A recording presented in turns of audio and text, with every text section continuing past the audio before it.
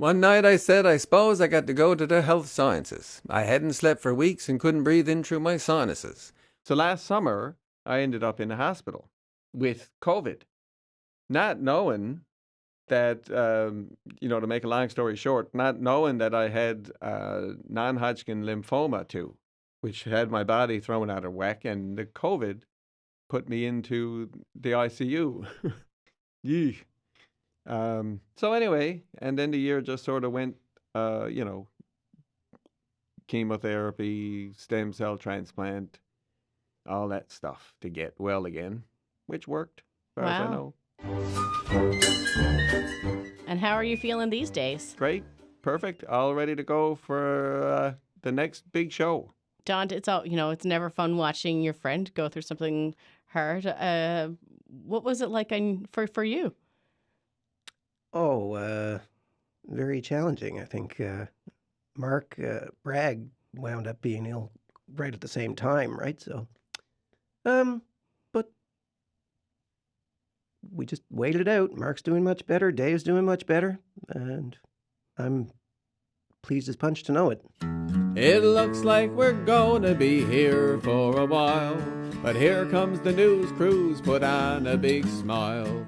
Humor is such a big part of the group, but, humor is one of those things that always helps us in those awkward situations in life.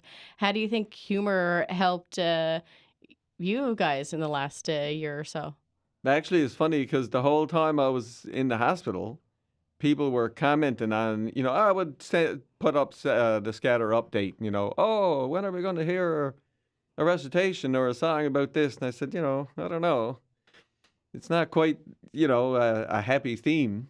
And anyway, I was walking the dog one day and I was scuffing my feet around. He was looking for a ball. I remember it distinctly. A line popped into my head and I said, well, I'll be darned. It can be a funny topic. They did that many x-rays, I'd say they ran out of film to find the viruses responsible and go and kill them. Turned out that what was going on was not only pneumonia, it was angioimmunoblastic T-cell non-Hodgkin lymphoma. Eef. All right, we're back. We're going to be doing a show at Bannerman Brewery on November the 7th. That's a Thursday. It's a Thursday. It's our first time playing together in a year. All the shows that I've had the pleasure of playing with him, I don't think I've ever heard the same song introduced the same way twice.